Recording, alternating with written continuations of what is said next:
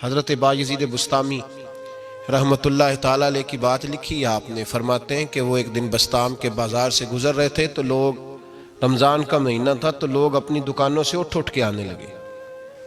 اپنا کاروبار چھوڑ کے ملنے لگے۔ تو حضرت بایزید فرماتے ہیں کہ میرے دل میں خیال آیا، بادشاہ بھی آئے تو کوئی دکان نہیں چھوڑتا، کتنا میرا مقام ہے، کتنا میرا درجہ ہے کہ لوگ آ رہے ہیں۔ فرماتے ہیں شیطان نے میرے نفس کو بڑا کر دیا، میں نے رمضان کے مہینے میں ایک کھجور اٹھائی ریڑی سے اور منہ میں رکھ لی، کھائی بھی نہیں، رکھ لی۔ لوگ کہنے لگے دفع کرو، یہ بھی کو بلی ہے، روزہ ہی نہیں رکھا ہوا۔ فرماتے ہیں لوگوں نے مجھے برا کہا، میں دنیا سے ٹوٹ گیا پر میرا اپنے رب سے رشتہ مضبوط ہو گیا۔ میں اس دن جا کے رویا اس کی بارگاہ میں۔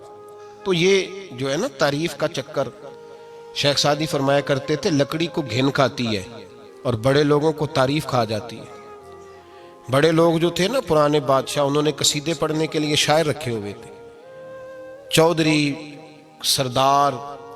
رئیس، سیٹھ، ان لوگوں کو کون سی چیز خراب کرتی ہے؟ وہ لوگ آگے گزر جاتے ہیں جو ان کو چودھری کہہ کے سلوٹ کرتے ہیں، چودھری صاحب پیچھے رہ جاتے ہیں، وہ تو بنا کے چلا گیا، اسے کام نکال کے چلا گیا۔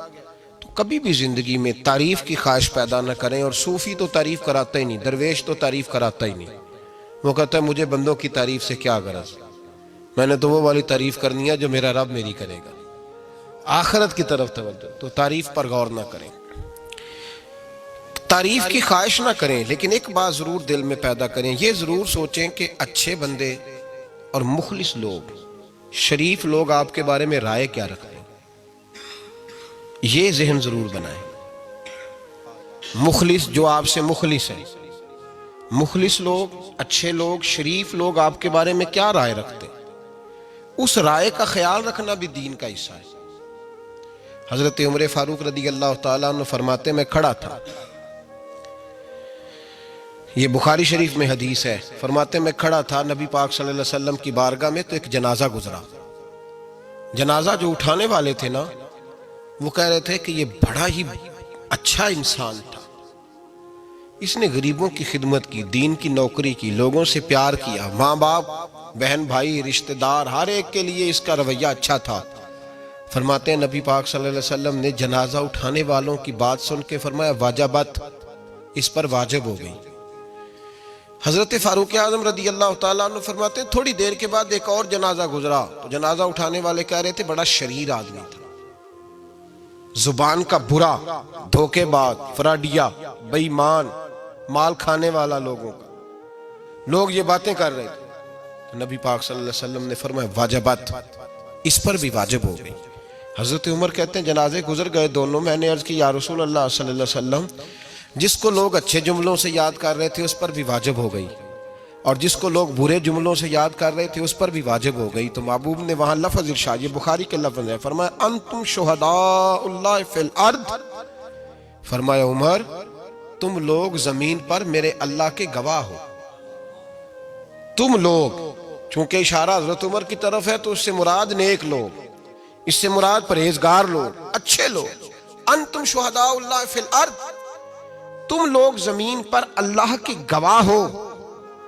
فرمایا جس کو جنازہ اٹھانے والے لوگوں نے کہا کہ یہ بندہ اچھا تھا، تو میں نے کہا واجبت، اس پر جنت واجب ہو گئی، اور جس کو جنازہ اٹھانے والے لوگوں نے کہا شریر تھا، برا تھا، نالائق تھا، تکلیف دیتا تھا، چونکہ تم زمین پر اللہ کے گواہ ہو، تو میں نے کہا واجبت، اس پر جہنم واجب ہو گئی۔ اپنے مخلصین کے بارے میں ضرور یہ خیال کریں کہ ان کی آپ کے بارے میں رائے کیا ہے، رائے، اچھے لوگوں کی رائے، ہمیشہ مخلصین کی رائے۔ ایک درویش نے ایک عجیب بات لکھی ہے، ہمارے یہاں کہا جاتا ہے نا زبان خلق کو نکارہ خدا سمجھو، اس سے مراد ہر آدمی کی رائے نہیں ہوتی،